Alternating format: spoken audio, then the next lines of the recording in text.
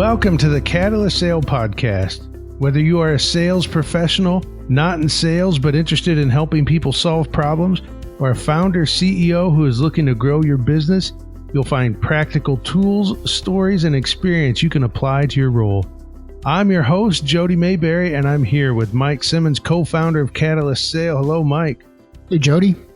Well, Mike, we did an episode a while back where we talked about common questions that you get. And sometimes we'll take an individual question and we'll bring it onto the show, but these common questions are asked often enough in different ways.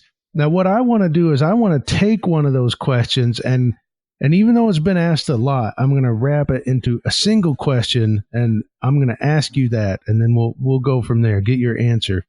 That sounds pretty exciting. Well, it should be. It should be. So this is one of the top 5 common questions we get. And this is essentially how it breaks down. I'm working with a prospect and they go quiet. How do I get this prospect or the customer, if they're already a customer, it's been asked both ways. How do I get the customer or prospect to re-engage? That's a tough one. It is a tough one. And it's one that we, as you said, it's a common question. It's one that we've seen over and over again and is probably one of the most frequently asked questions that we see out there. So before you go into the answer, let me ask, why do we hear this one so much? Why is this such a problem for sales professionals? Yeah, I'm not sure. I don't know. I think there's a couple of, in my opinion, is that there are a number of outside influences that will make this a bigger issue at various times.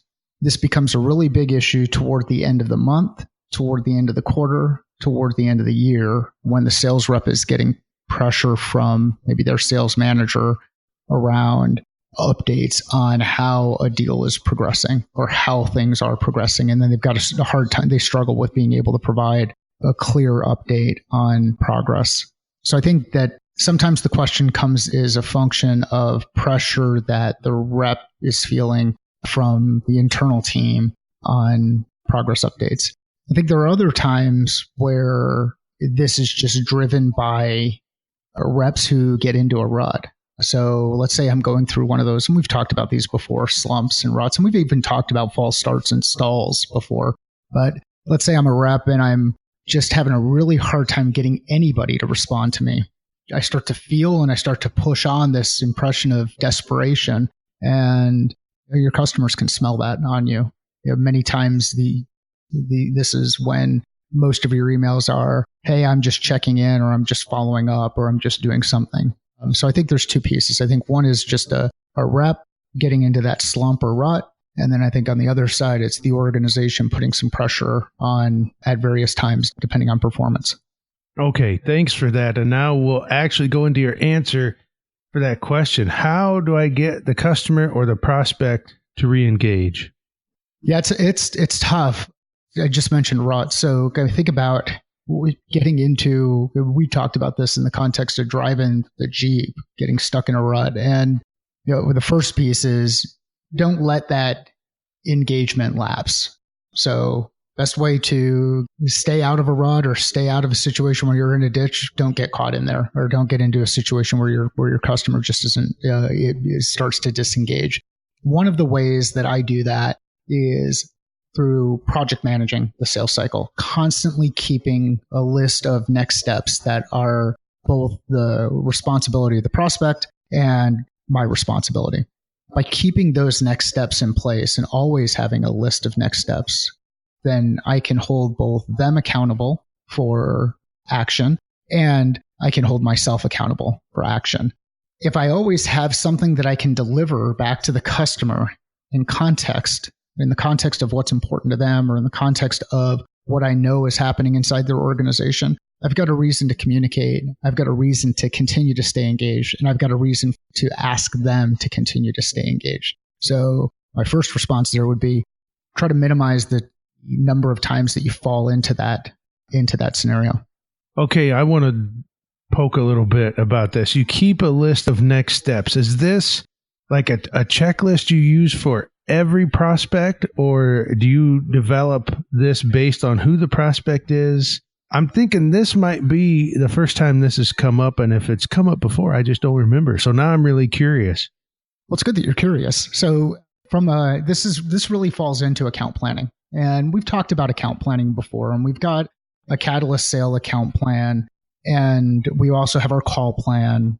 And we'll talk about things like next steps or objectives or desired results and a number of those individual topics. But when I think of this in the context of keeping a customer engaged over a period of time, the next steps are, what are the 1, 2, or 3? And I always try to work this in odd numbers, and we'll get into that in a little bit more detail. But what are the 1, 2, or 3 items that I know that the client is going to need at some point in time as they go through their buying journey, as they go through this buying process? We've talked in the past about gates. You establish these gates for the buying process, and ideally through your questions and through the information you deliver and through the feedback that you get from the client, you notice that a client goes through these given gates. And in the context of the sales process, a gate might be fit, or it might be feasibility. In the context of driving to Southern California from Arizona, a gate might be driving through Blythe and then driving through Indio. But you've designed based on the idea that you want your customer to move, the journey your customer needs to move through. So when I think of the next steps in that context, these are broad items. So a next step might be schedule time for a demo, provide a list of participants who might participate in that demo, gather a list of questions from the client that they want to make sure are addressed during the demo. Schedule a pilot or proof of concept or a trial for an audience. Get a list of participants who will participate in that audience. Schedule time for the participants to provide feedback. These are individual items that they may be the same across multiple clients, or they may be completely different across multiple clients. But from the perspective of the client relationship, these should all be personalized to them. We've talked about this before, about not falling into that trap of using a template or using a script. Your next steps should never really be scripted out. You should have ideas of what those next steps look like. Getting to the demo, getting to the trial, getting to the point where someone is going to review contract language, getting an introduction to another member of the team, another part of the organization. But those all should be client specific. Okay, good. Thank you for the additional information. So your first advice that you gave for what to do when the customer goes quiet was don't get caught in a rut. So let's move on to your next point. So the next one that I would do is I would always have a list of pieces of information that are valuable to the client that I could share with them at a given point in time that provides value to them. It could be an article that I read in HBR or MIT Sloan, or it could be a blog post that I read on LinkedIn, or it could be white paper that my organization has put together that talks about common challenges that organizations run into relative to the problem that we've discussed with the client. But I've always got something I can share with them. And what I want to do there is when I share that content, I want to let them know that I came across the article or I came across the post or someone had shared this with me recently and I thought of them. What I'm doing is I'm demonstrating providing some additional context for why I thought of them or why I'm sharing the information. I also want to include information about how I think it impacts them and see if I can use that to create some kind of call to action. And that call to action could be asking them to complete one of the next steps that they maybe haven't completed. Maybe they owe me a list of potential trial participants, or they were going to make an introduction to somebody else inside the organization, or they were going to share a list of objectives with me. So I ask them, I remind them about that open item that's out there. Or maybe my call to action is that I'd like to schedule a conversation to discuss any questions that they have related to the information that's being discussed. And alternatively, I can just go ahead and not have a call to action, just treat this as an opportunity where I'm just sharing some information with them with nothing attached to it. When you do that, are you mindful about how much of that content is generated from your organization? So what I'm getting at there, if you're working with a client and you're just going to send them some helpful articles, is there a risk at all that it all comes from you where the customer is thinking, oh, this is all Catalyst sale articles he's sending? Does that question make sense? Like if you send a Wall Street Journal article and say this might be interesting, does that come across different than if you send a blog post you wrote and said, hey, I think you might find this interesting? Yeah, I definitely think it does. Now, hopefully the blog post that you're writing or the internal communication that you're writing is delivering great value to the personas that you serve that are part of your customer base. So that content that you share that you've created should be valuable. Ideally, it is valuable. But I would definitely be careful about oversharing your own stuff. Look at yourself. Take on the role as the curator of information. You're curating good resources. Whether those resources come from a competitor, which is fine. I mean, there's some competitors of yours out there that put together really good content too. Or it's from a thought leader or subject matter expert or your own organization. You know, the source is important. I don't think it's the critical piece. I think the more critical piece is the context, the why. And we talked about this with Pam on a previous episode and then did a follow-up on outreach, but why you now? And make sure you're delivering that context.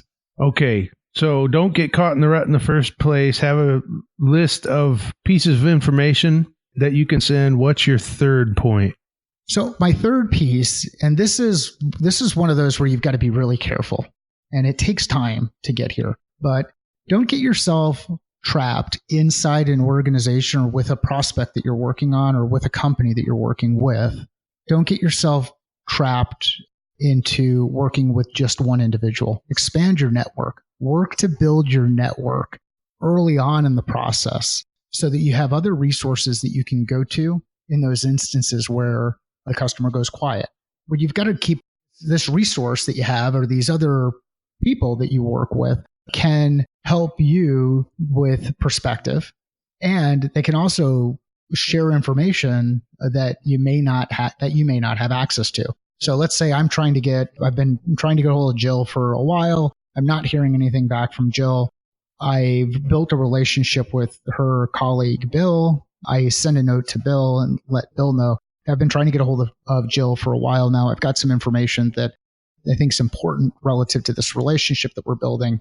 Has something changed? We might find out that Jill's out of the office on bereavement.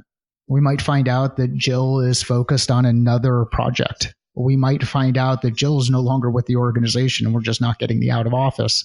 And there's so many different reasons why that client, that prospect may not be contacting you. By having a network inside that organization that you can lean on, where you've built up a level of trust, you can get access to information and limit the number of assumptions you make on why that person is not responding.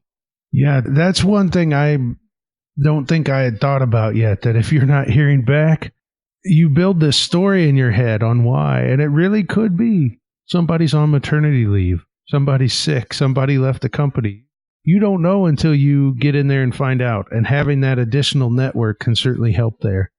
Absolutely. I mean, it saved me a number of times. I mean, and I forget who it was on before talking about this, or if maybe this was a different discussion. But you know, if you're not, people will make up their own story, and you can fall victim of that yourself.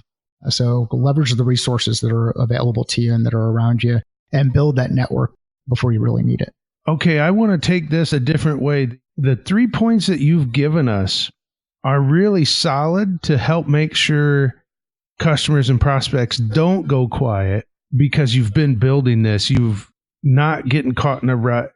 You have your information and so on. But what if you find I imagine if somebody reaches out to you and asks this question, Mike, it's because they're currently there. The customer has gone quiet and they're saying, oh, shoot, what do I do? So what do you do there? What you've given us is preventative to keep this from happening. But what if it has happened to us and we're right in the middle of it? What can we do? Be patient. Number one, don't let your problem become the customer's problem. So I mean, I've gotten these emails before from people who I've not responded to. And one of the common ones that's out there is you may have been eaten by one of the options they provide is you may have been eaten by a hippo. Another one might be you're stuck in a bus door and need help. Don't go with those tactics. They're garbage tactics.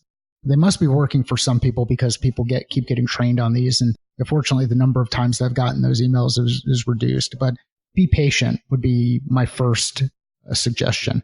The second one would be evaluate what you know about the situation. So where did things leave off? What did your last conversation look like? How can I use that last conversation or the last piece of information to help support the re-engagement? And then the third piece would be if I can find information that's out in the marketplace today that's valuable. So this, again, it may sound like it was proactive, but it's a bit more reactive. If I can find information that's out in the marketplace today that they would find interesting, share that information and share it in context. And my go-to in a lot of these instances is there was something that compelled me to think of them. So let's say that I'm working with someone and the last time we met was in a Starbucks, and I'm in a Starbucks. I send an email to them and say, hey, I'm in a Starbucks, and reminded me that we have not had a chance to discuss some of the action items from our last discussion, and use that as a way to try to schedule that follow-up discussion or use that as a way to re-engage. So re-engage with context. It could even be as simple as, hey, I saw a commercial and it made me think of the organization, or I saw something while I was driving and it made me think of the organization. That's good advice. So as we wind this one down, what's the last bit of encouragement or advice that you have for us about prospects, clients, customers that go quiet? Keep in mind that it's about them. It's not about you, right? So the more you make this thing focused on you and your needs and your desperation and your interest in doing whatever, you're getting further and further away from taking a servant leadership, service-oriented approach to working with your customer base. And if you are of the mindset that I'm providing a great service to my customer, I'm helping them solve problems, continue to keep that focus, help them solve problems. What you might find out is that the reason they've gone quiet is they don't believe that you're able to solve that problem. They may have solved the problem using a competitor, or something has changed significantly on their end and you need some more information. So don't make up the story in your head. Stay engaged and putting it with a customer first mentality, and then do what you can to find others inside the organization. If you didn't build up that network to begin with, go out and try to build up that network inside the organization. All right. That's so good. That's a great note to end it on, that it's not about you. They don't care that you're 2 sales away from a bonus or that your washing machine broke and now you need a sale so you can get a new washing machine. The prospect doesn't care about any of that. All they care about is solving their problem. Yeah, they don't care about it. Actually, it's kind of interesting. You brought up the sale. We had another listener question that came up, Jody. So I'd like to just stick this one in at the tail end if we've got a little bit of time. Sure. So we got a question. How do I make sure I get credit for the sale? In this background, the feedback they gave is, I've been working this prospect for a year, and now an account executive just got an inbound lead and closed a sale. So how do I make sure I get credit? Jody, any thoughts? Oh, man, that's an interesting one. I've never worked in an organization where there are more than one person that could end up getting credit. So this is kind of new territory for me, Mike. I'm curious to see where you're heading on this one. I mean, and the reason I bring it up, it's kind of contextually, it makes sense in this discussion because we're just talking about how sometimes a client or a prospect goes dark, or they go quiet, or they go silent, and you can't get them to re-engage. Well, then imagine a couple months later, they come back in through your website, or someone from within the organization comes back in through the website, and they fill out the lead form. And now through whatever lead routing process, that lead gets directed to somebody else inside the organization. And for those who are listening out there, I'm sure you've run into this. I know I've ran into this multiple organizations, and you had some interesting insight as leading teams who were impacted by this. The first thing I would do is I'd go back to the person and make sure, okay, well, was everything documented in Salesforce or the CRM? So number one, as a rep, you are responsible for documenting your activity and keeping track of that overall activity inside your CRM. If you document the activity, it should be clear that there has been a level of engagement. Now, the other thing that I'd wonder, and I'd be a little bit skeptical here, but when someone talks about working with this prospect for over a year, I'd wonder, why did the person, if you've been working with them for over a year, why did the person come in through the website and generate an inbound lead? That would be one question that I would ask. And what we might find out in that situation is that the person who came in through the website was a member of the person you were working with's team, and they were asked to go through and do some research. And they went out and they filled out the lead form. This is where that previous piece around building your network inside the organization is really important. The more people you have in your network inside the organization, the lower the risk of something like this happening. So number one, make sure you've got the information documented in the CRM. If it's not documented in the CRM, from my perspective, it didn't exist. It didn't happen. It's that CRM has to be a point of truth inside the organization. Let's say that all the documentation is there, and we still have an account executive who's gone in and they have taken on the inbound lead and they start working that inbound lead. They go through their sales process. Well, we've had those situations where the account executive said, well, I worked with the inbound lead. I went through our sales process and I closed the business. But the thing they may have missed is they didn't check for duplicates inside Salesforce or inside the CRM. They didn't look to see if somebody on the team was already working on the account. If that's the case, then what I've done in the past is I've actually reassigned the credit for that closed deal to the original rep, because the account executive did not follow our process, which is double checking the system to determine if somebody else has already been working with the organization. And there's multiple ways to check for that. And you can check by email domain, you can check by name of company, but make sure that the account executive has to do some work on their end too, to make sure that this inbound lead that all of a sudden looks like it is the most magical thing in the world. And the prospect is answering all the right questions or asking the right questions, is giving all of the information that is necessary to go through qualification, and they just seem magical. It may be too good to be true. Just double check and make sure that somebody else inside the organization hasn't already been working on it. And then I think another question you can ask as an account executive is just ask the person how they found you. I think that's a really important question. It helps with marketing. It helps with gathering information, but ask the prospect how they found them. This is good insight, because I didn't know what to do with that one. When we got that question, I thought, oh my goodness, I have no idea where to go with that. So your experience there certainly helps. And I can understand if you're the one who's been working on it for a year, that you would say, hey, wait a minute. I've been trying to get here, and now this comes in inbound. But I love that you brought up, you should consider why they reached out in a different way. Yeah, it happens. Yeah, right. It happens, Jody. I mean, sometimes they're doing research. Other times they're just trying to get a competitive quote.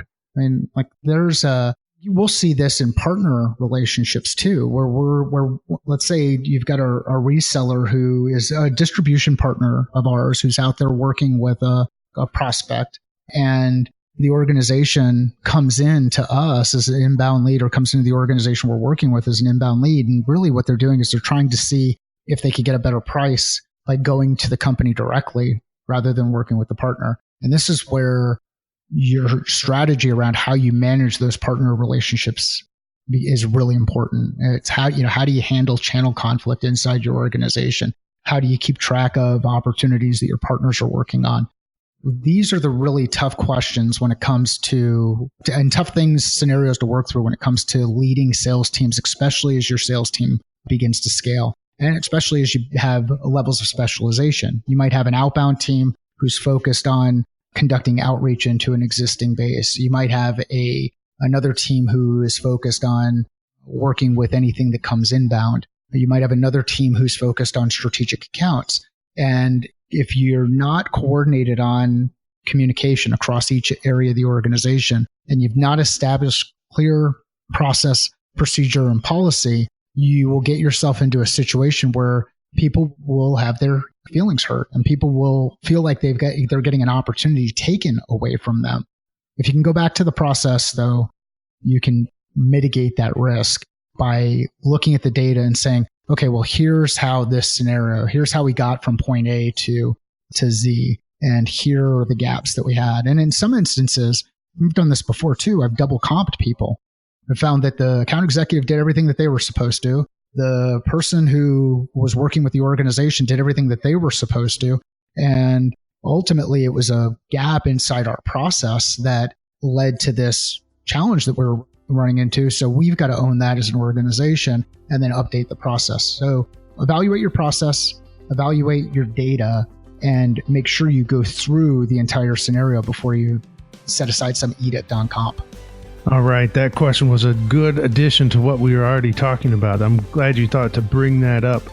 If you know somebody who you think would benefit from this information, somebody that struggled with prospects going quiet or need to build in this system Mike has talked about where you don't get caught in a rut, share this information with them.